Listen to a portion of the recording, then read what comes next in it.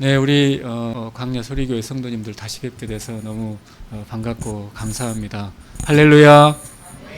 이 늦은 시간에 이렇게 또 예배 드리고 또 뒤에 보니까 우리 학생들도 이렇게 예배를 드리고 그러는데 여러분들이 우리 학생들 제가 예언을 한다면은 여러분들이 하나님 앞에서 하나님 말씀 앞에서 여러분들이 1시간을 바치든 1분을 바치든 그것은 세상이 줄 수 없는 축복으로 반드시 여러분들에게 돌아올 줄 믿습니다. 우리 학생들 정말 그런 믿음을 가지고 이렇게 예배에 참석하는 것이 너무 아름답고 감사합니다. 특별히 또 오늘 기관장 헌신 예배 드리시는 우리 6분의 기관장 성도님들께 2025년도를 맞이해서 정말 하나님께서 준비하신 축복을 받아 누리는 그런 한 해가 되기를 간절히 축복합니다. 오늘 말씀은 예수님 최후의 만찬 주간에 있었던 그 내용을 이제 다루려고 합니다. 오늘 말씀 최후의 만찬에 관한 말씀인데 예수님이 이 땅에 오셔가지고 한 3년 정도 공생의 사역을 진행을 하십니다. 천국 복음을 증거하시고 기적을 통해서 하나님 살아계심을 증거하시고 이제 예수님께서 이 3년의 사역이 마쳐가는 즈음에 주변에 시기 질투하는 그 유대 대제사장들, 서기관들, 바리새인들이 결국은 나를 죽이려고 하는 건가 이렇게 이제 충분히 예상을 하십니다. 그리고 심지어 12명의 제자 중에 한 사람이 예수님 자기 자신을 팔 것까지 다 이렇게 예측을 하십니다. 그렇지만은 이제 예수님 십자가에 죽고 부활하기 위해서 죽으시기 위해서 오신 만큼 마지막 식사를 이제 하면서 의미 있는 시간을 갖기를 원합니다. 그래서 예수님이 제자들과 함께 이제 최후의 만찬을 이제 가지게 되는데 이 성경에 사복음서가 있습니다. 마태, 마가, 누가, 요한 이 사복음서를 자세히 읽어보게 되면은 이 최후의 만찬 시간에 예수님이 하신 그 3가지가 참 이해가 잘 되지 않는 부분들이 있습니다. 그 첫 번째는 예수님이 제자들한테 이 최후의 만찬 시간에 너희 중에 한 사람이 나를 배신할 것이다 이렇게 예언을 하시는데 이 예언의 말씀이 최후의 만찬 분위기하고 너무 맞지 않는다는 거예요. 예수님은 하나님이니까 가룟 유다의 마음을 꿰뚫어 보고 있습니다. 가룟 유다가 자기 자신을 배신할 것을 충분히 예상할 수가 있거든요. 자, 그러면은 좀 따로 불러가지고 충분히 말할 수가 있잖아요. 따로 불러가지고 이렇게 분위기 좋은데 이렇게 분위기 깨지 말고 따로 불러가지고 가룟 유다야 너 정신 차려야 된다. 너가 지금 나하고 3년 동안 한솥밥을 먹었는데 아직도 내 마음을 몰라주냐라고 하면서 제발 좀 정신 차리고 돌아와라. 이렇게 따로 이야기할 수 있거든요. 근데 꼭 이렇게 13명 이렇게 모여가지고 맛있게 식사를 하는 가운데에서 나머지는 안 팔 거잖아요. 그렇게 꼭 예언을 해가지고 분위기를 싸하게 꼭 했어야만 하는 건가? 이것이 첫 번째로 좀 이상합니다. 두 번째 이상한 것은 예수님이 배신한다고 하니까 그 제자들이 충격을 받는 거죠. 나는 아니지요, 나는 아니지요. 그 중에 수제자 베드로가 이제 가까이 있다가 가장 예수님 가까이 있는 사람이 요한이거든요. 요한이 예수님 품에 이렇게 기대어 가지고 이렇게 있으니까 한번 물어봐라. 도대체 어떤 놈이 팔려고 하는지 물어봐라. 그러니까 예수님 하신 말씀이 내가 떡을 뜯어가지고 큰 텅 뜯어가지고 이제 이 식초라든지 샐러드에 적십니다. 잘 넘어가라고. 이거 빡빡하니까 식초에 적셔다가 건네주는 그 사람이 나를 배신한다 해가지고 건네줬더니 진짜로 사탄이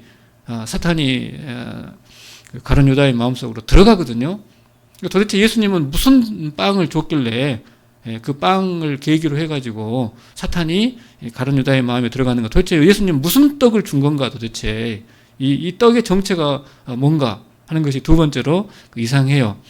그 다음에 세 번째 이상한 것은 예수님이 최후의 만찬 시간에 사실은 그 성만찬을 제정을 하십니다. 최후의 만찬 시간에 예수님이 이건 내 살이다, 이건 내 피다 이렇게 해가지고 그 후로부터 계속해서 지금까지 교회는 성만찬을 이제 통해서 예수님이 우리 대신 죽으셨다고 하는 것을 기념하도록 예수님이 이 시간에 성만찬을 따로 제정을 하시는데 이 사복음서가 다 기록을 하고 있습니다. 문제는 가룟 유다는 성만찬에 참여하고 떠났는지 성만찬을 안 받고 그냥 떠나는지 이것이 불분명해요. 명확하게 언급을 하지를 않습니다. 그런데 이 최후의 만찬 장면을 이제 아름다운 화면으로 이렇게 그린 분이 레오나르도 다빈치거든요. 레오나르도 다빈치가 최후의 만찬 장면을 그렸는데 이 장면을 자세히 보게 되면 이 세 가지 질문에 대한 실마리를 해답을 얻을 수가 있습니다. 다빈치는 1495년부터 1497년 동안 3년 동안 이제 밀라노의 이제 산타 마리아 델레그라치라고 하는 지금은 성당입니다. 하지만 원래는 이 수도원이었거든요. 수도원의 식당 벽에다가 한 9m 정도 가로 폭이 9m 정도의 그렇게 그림을 그렸습니다.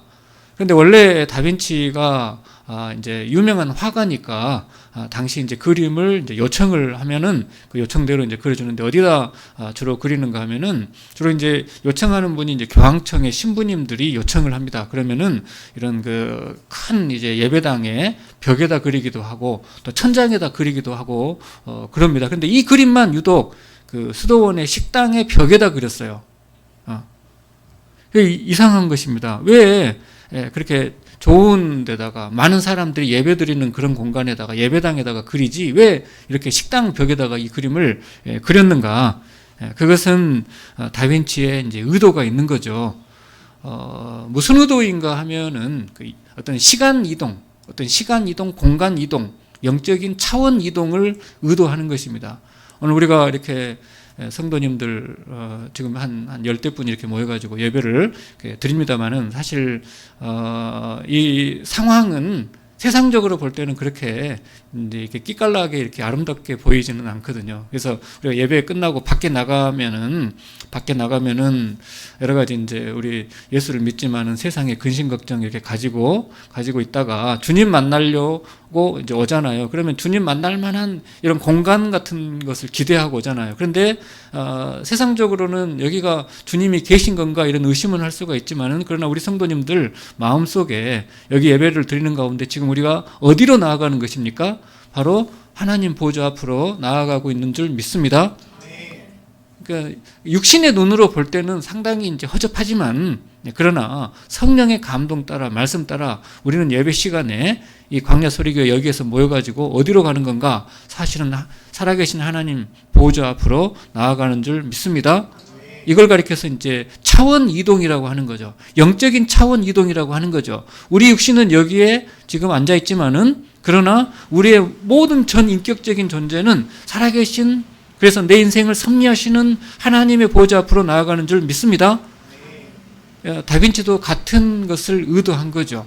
그래서 수도원의 식당에 누가 식사를 하겠습니까? 그 수도원의 수사들이 목회자들이 또는 성도들이 식당에 식사를 하고 있습니다. 그러면서 이 그림을 통해서 무슨 메시지를 던지는가 하면은 여러분은 지금 주님과 함께 이 최후의 만찬, 성만찬에 참여하고 있습니다라고 하는 그러한 어떤 그 영적인 차원 이동을 의도를 했습니다. 자, 이러한 그 목적을 달성하는 것이 쉽지 않지만 그러나 화가가 이제 화법을 통해서 그림의 어떤 그 기술적인 이런 그 예술적인 이런 그 장치들을 통해서 이런 차원 이동을 시도하는데 세 가지 방법을 사용을 합니다. 그 첫 번째 방법이 이제 원근 화법을 쓰는 거거든요. 원근 화법이라고 하는 것은 이제 이렇게 가운데로 집중이 되도록 하는 건데 우리의 눈은 이제 이렇게 시선이라고 하는 것은 어떤 관심을 따라서 이렇게 이동을 하거든요. 그래서 이 건물의 벽하고 천장이 만나는 그 선하고 이 지금 보면은 이제 이게 천장의 벽하고 천장에 딱 만나는 선하고 작품 안에 보게 되면 작품 안에도 벽이 있고 천장이 있잖아요. 작품 바깥에 이 수평선하고 작품 안의 수평선이 정확하게 일치가 되게끔 그렇게 배치를 했습니다. 그래서 눈을 돌리다 보게 되면은 우리가 이제 이 공간을 따라서 눈을 돌리다가 자연적으로 이 작품 속으로 들어가도록 그렇게 해서 이렇게 사람들의 시선을 작품 속으로 또 예수님 얼굴로 이렇게 끌어당기고 있습니다. 그것이 이제 첫 번째 방법입니다. 두 번째 방법은 이 작품을 이렇게 보면은 13명의 사람들이 이렇게 이제 한쪽 식당 그 의자, 그 식탁 한쪽에 이렇게 앉아 있는 거죠. 우리가 일반적으로 13명이 많은 사람들이 식사를 할 때 한쪽에 앉습니까? 둥그렇게 앉습니까? 주로 둥그렇게 앉잖아요. 둥그렇게 앉습니다. 그런데 여기서 작품 속에서는 비현실적으로 13명을 한쪽 식탁벽에다 다 몰아놨어요. 왜 이렇게 몰아놨는가? 그것은 바로 여기 13명의 얼굴 표정들을 잘 보이도록 해주는 거죠. 그래서 얼굴 표정 속에 그 사람들의 그 생각들, 예수님께서 너희 중에 한 사람이 나를 팔 것이다 라고 말씀했을 때 그 사람들의 어떤 얼굴 표정의 생각들을 쉽게 보도록 하려고 그렇게 한쪽 면에 다 몰아놨습니다. 몰아놔가지고 다빈치는 그 당시 사람들의 생각을 읽고 있는 거죠. 그 읽고 있는 것을 우리도 읽으라고 이렇게 한쪽 면에다 다 몰아놨습니다. 세 번째 방법은 이제 그 눈에 보이는 여러 가지 이미지들이, 여기에 이미지들이, 아이콘, 상징적인 이미지들이 동원되고 있습니다. 예수님도 마찬가지입니다. 예수님도 이제 이 말씀을 이제 하실 때 여기서 말씀하는 그 내가 떼어다가 주는 식초에 찍어서 주는 이 떡은 그냥 배부르게 먹을 수 있는 떡입니다. 하지만은 예수님이 주실 때는 여기엔 상징적인 의미가 있는 거죠. 무슨 상징적인 의미가 있는가? 이것은 언약의 피라는 것입니다. 예수님께서 저와 여러분들을 구원하기 위해서 흘리신 십자가의 피를 준다는 그런 말씀입니다. 하지만 그 가룟 유다로서는 그 떡을 받아들이는데 정말 한심한 싸구려 떡에 불과한 거예요. 왜냐하면은 3년 전에 가룟 유다가 예수님을 따르기 시작을 했을 때 예수님은 너무나 매력적이었어요. 너무나 매력적이었고 그 다음에 자기가 가지고 있는 여러 가지 문제점들을 다 해결해 줄 수 있겠다라는 이제 싶은 거예요. 예수님께서 공생애 동안에 떡 5개, 5병, 그 다음에 물고기 2마리를 가지고 3,000명, 5,000명을 배불리 먹여주었거든요. 그 모습을 보면서 가룟 유다로서는 이 예수만 잘 따르면은 우리 가난한 우리 형제 자매, 우리 민족은 정말 이 기근의 문제, 가난의 문제, 로마로부터 압제를 당하고 있는 이 정치적인 이런 그 모멸의 문제를 해결할 수 있겠다고 하는 그러한 자신감이 생겼습니다. 그러니까 예수님 속에서 가룟 유다는 이스라엘 자기 동족들, 자기가 사랑하는 부모, 형제, 우리 자매들의 희망을 본 거죠.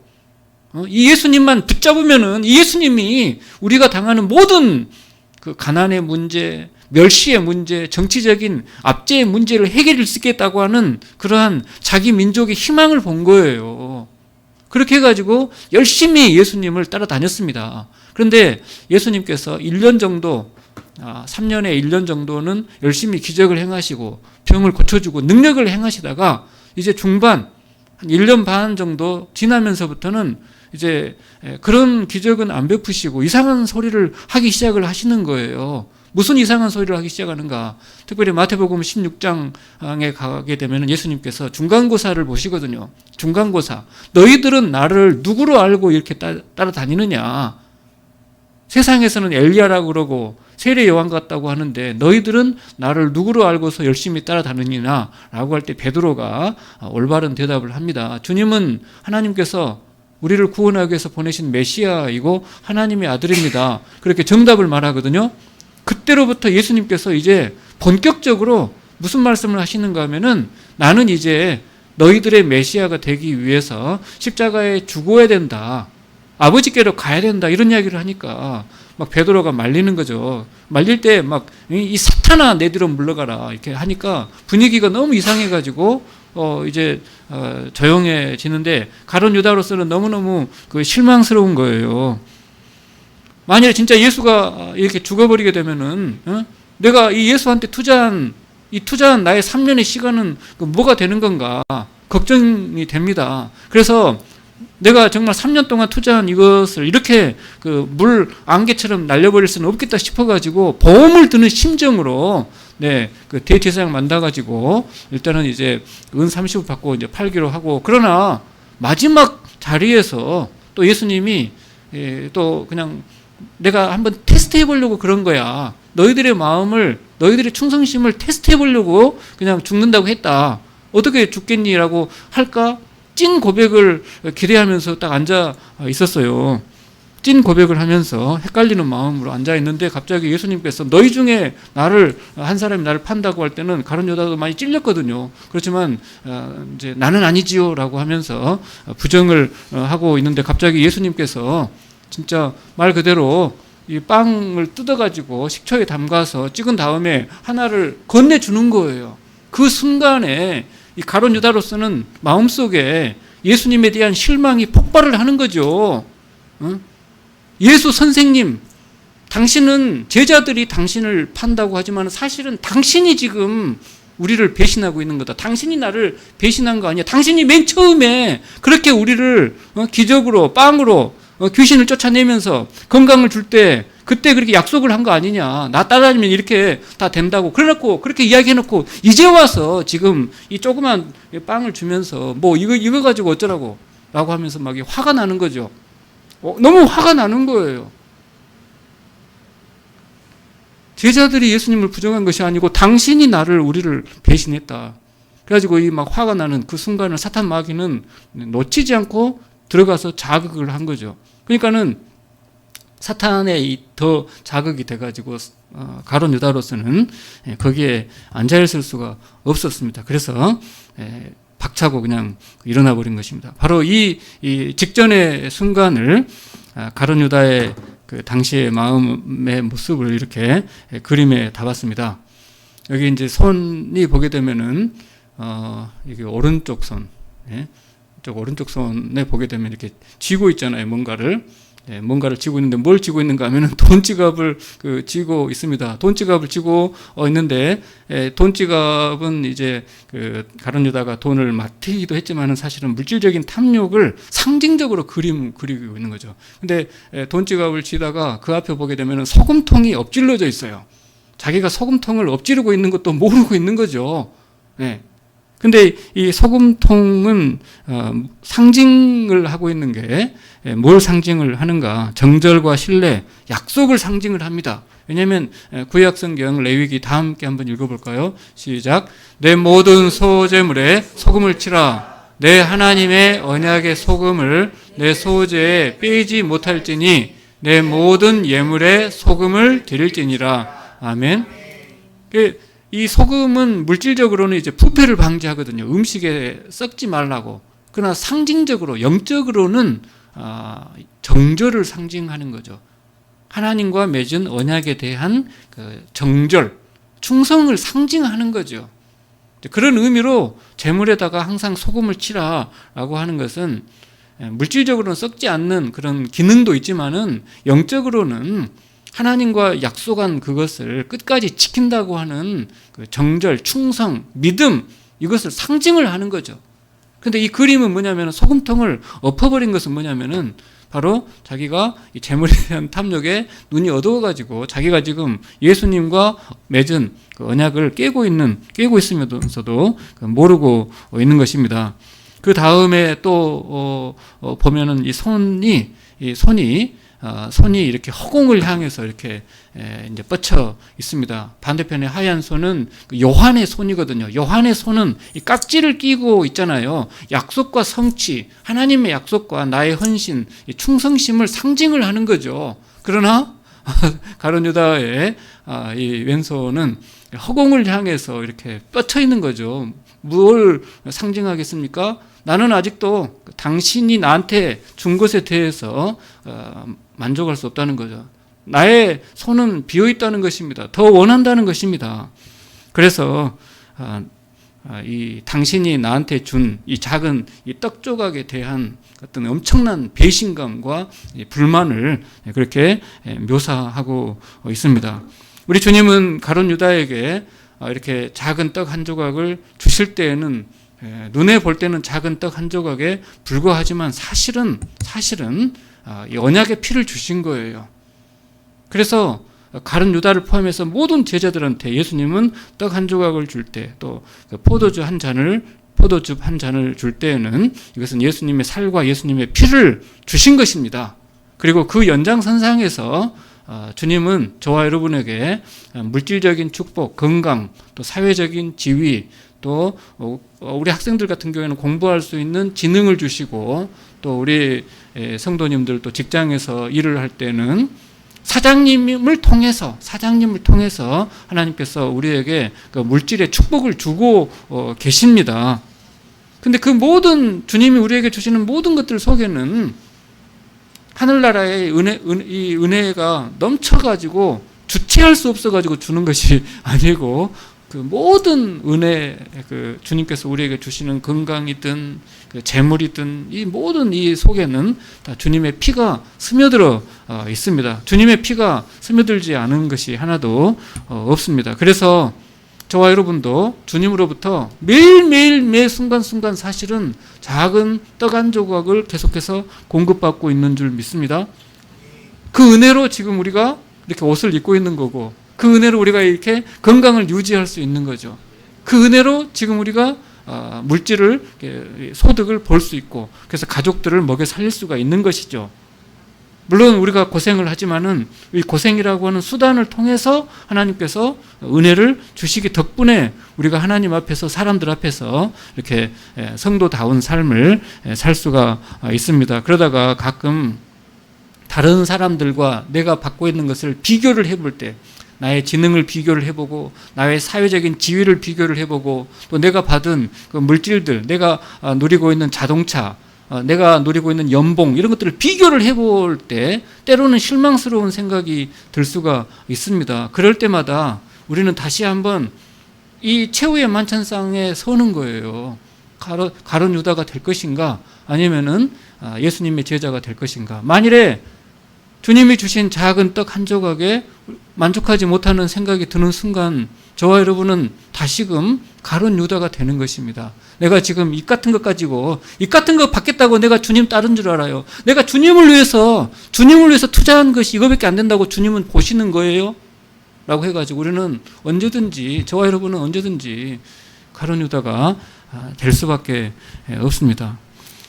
저는 이 말씀을 이렇게 작년 가을에 준비하면서 두 가지 말씀이 강하게 이렇게 제 마음속에 다가왔습니다. 첫 번째 말씀은 데살로니가 전서 이 말씀입니다. 우리 암송하고 있을 줄 압니다. 다 함께 한번 읽어보겠습니다. 시작. 항상 기뻐하라, 쉬지 말고 기도하라, 범사에 감사하라. 이 말씀은 저와 여러분의 마음속에 항상 있어요. 항상 기뻐하라, 쉬지 말고 기도하고, 범사에 감사해라. 이 말씀이 있는 거거든요. 근데 이제 또 다른 한편으로 이 요한복음 13장의 말씀을 준비를 하는데, 사실 이 작은 떡 한 조각, 여러분들에게는 그것이 재물일 수도 있고, 저에게도 재물일 수도 있고, 건강일 수도 있고, 그런데 저한테는 특별히 내일에 대한 불확실성이에요. 왜냐하면 아까 우리 집사님 기도 중에 우리 합동신학대학원 신학교를 위해서 기도를 해주셨는데, 제가 학교에서 이제 교무처장을 맡고 있는데, 이 신학교에 코로나 전에는 매년 이제 대학교를 졸업한 다음에 한 60명, 70명, 80명이 들어왔거든요. 예. 그리고 한 배수가 지원을 해가지고 2대1 경쟁률을 가지고 이렇게 이제 한 60명 정도 우리가 뽑았어요. 그런데 코로나 끝나고 나서 지금은 그냥 지원자 자체가 한 40명이고 합격생은 한 30명밖에 안 됩니다. 그러니까 이렇게 신학교가 가다가는 이제 문을 닫겠구나 싶은 정도로 내일에 대한 불확실성이에요. 한 100명씩 200명씩 예전에는 왔었거든요. 근데 지금은 한 30명 정도, 50명에서 30명 정도 이렇게 지원을 하고, 그 중에서 정말 추리면은 진짜 25명, 30명 이렇게 오니까, 그렇다고 해서 그 한 사람 한 사람을 내가 무시하면 안 되는데, 옛날 기준으로 보게 되면은 정말 이 작은 떡 한 조각에 불과한 거예요. 이 내일에 대한 이 불확실성, 이 두 가지 사이에서 이제 이 한 30명의 이 학생들을 이제 바꿔서 제 마음속에 그 말씀이, 데살로니가전서 말씀이 떠오르는 거죠. 이 학생들에 대해서 항상 기뻐하고 감사하고 또 어려운 일 있으면 주님께 맡겨야 되는데, 주님께서 저한테 물으시는 거죠. 네가 그 30명을 이렇게 이제 뽑아가지고 이렇게 새 학기를 시작하는 그 상황에서 항상 기뻐하지 못하는 이유가 무엇이냐? 이 학생들에 대해서 하나님 앞에 항상 감사하지 못하는 이유가 무엇이냐? 이렇게 주님이 저한테 이렇게 물으시는 거예요. 그래서 주님, 내일 일은 잘 모르겠습니다. 하지만 오늘 이렇게 적은 수라도 보내주신 이 학생들에 대해서 감사하겠습니다. 왜냐하면 감사하지 않으면은 나는 다시 가룟 유다가 되니까. 세상적인 기준을 가지고, 그러니까 말로는 천하보다 귀하다고, 천하보다 한 영혼이 귀하다고 말로는 하면서 왜 이 천하보다 귀한 학생들에 대해서 감사하지 못하는가. 그래서 주님, 제가 가룟 유다가 될 수는 없잖아요. 그래서 억지로 감사하는 그런 시간을 가졌습니다. 저는 인천 송월교회에서 협동 목사로 재직 중입니다. 작년 이 말씀을 이제 교회 가서 하려고 작년 11월 말에 이 말씀 준비해가지고 아침에 일어나서 교회 가는데, 우리 송월교회가 그 인천 자유공원에 있거든요. 그러니까 언덕 위에 있어요. 그러니까 아래에서 차를 타고 중중 이렇게 부릉부릉 해가지고 올라가는데, 골목길 올라가는데 양쪽에 차들이 주차가 되어 있습니다. 그런데 장사가 안 되니까 그 지역을 동화마을로 개발을 했어요.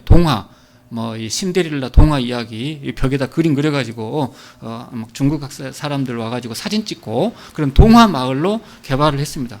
양쪽에 주차가 되어 있고, 이게 이제 조심스럽게 올라가고 있었어요. 올라가고 있는데 옆에는 이제 제 아내가 타 있고, 오른쪽에 40대 부부가 있고 한 4살짜리 꼬마가 있더라고요. 세 사람이 서 있는 거죠. 내가 차를 타고 내가 운전을 하면서 부릉부릉 또 양쪽에 차들이 주차가 돼 있으니까 속도도 못 내고 조심스럽게 올라가고 있는데, 오른쪽에 그 차와 차 사이에, 주차된 차 사이에 세 사람이 있는 거예요. 아무 생각 없이 이렇게 부릉부릉 하고 가고 있는데 갑자기 그 꼬마가 제 차로 뛰어듭니다. 그래가지고 여기 본닛에 부딪히는 소리가 들리는 거예요. 내가 왼쪽에 운전을 하고 있는데 본닛에 아이가 부딪히는 소리가 들립니다. 순간적으로 치면 안 되는데 싶은데, 순간적으로 내가 지금 내 다리가 엑셀이 올라와 있는지 브레이크를 밟고 있는지 순간 구분이 안 돼. 그래가지고 빨리 그냥 이 차를 엔진을 끄고 싶은데 아내가 비명을 지르면서 긴장을 하고 있는데 벌써 이미 소리가 먼저 본닛에서 났다가 그 다음에 오른쪽 바퀴 쪽에서 나는 거예요. 소리가 이게 플라스틱이잖아요. 부딪히면은 소리가 차 안에서 들리잖아요. 본닛에서 들렸던 소리가 이제 밑에서 바퀴 쪽에서 들리기 시작을 합니다. 나는 이게 이제 지금 내가 바퀴로 아이를 깔고 있는 건가 싶을 정도로 해가지고 살짝 조심스럽게 이제 브레이크를 밟았거든요. 그래가지고 아내는 비명 지르고 내려가가지고 이제 보니까는 그 엄마가, 중국인 엄마가 아이를 끌어안고 미안해 그러는 거예요. 그래가지고 이제 그 앰뷸런스 신고해가지고 앰뷸런스는 달려오고, 그다음에 장로님이 이게 바로 한 50m 가면 우리 교회 주차장이거든요. 장로님이 내려오셔가지고 경찰에 또 신고를 해야 된다고 그래가지고 경찰에 신고해가지고 경찰이 와서 아이를 이제 한번 엄마한테 해가지고 이상 없는지 한번 내려다 보니까는 아무 이상이 없는 거예요. 멀쩡해. 그러나 모르잖아요. 그래가지고 이제 그 앰뷸런스 와가지고 앰뷸런스로 이제 인하대 병원 응급실로 보냈습니다. 그래가지고 엑스레이도 찍고 그 CT도 찍어가지고 아이가 다칠 수 있으니까 이제 잘 이렇게 하도록 그렇게 했습니다. 저는 예배 시간에 정말 이 충격적인 이 마음 상태를 진정을 해가지고 어쨌든 그 하나님 말씀을 전하고 이제 오후에 그 중부경찰서에 이제 조서를 쓰러 갔거든요. 조서를 쓰러 갔습니다. 경찰서에서는 이미 그 CCTV를 이제 확보를 해가지고 그 장면을 아주 선명하게 확보해가지고 저한테 보여주는 거예요. 보여주는데 차가 올라가고 있는데 얘가 갑자기 팍 총알처럼 이렇게 팍 튀어오더라고요. 그 형사가 이제 저한테 질문하시는 게, 아니 아이가 왜 이렇게 총알처럼 튀어왔느냐? 제가 합니까? 나중에 이제 보험사 직원을 통해서 안 것은 뭐냐면, 이 반대편에 그 어떤 그 인형이 있는 거예요. 인형 큰 이렇게 인형이 뭐 이제 레이저 광선 반짝반짝 하니까 그거 본다고 팍 튀어나갔대요.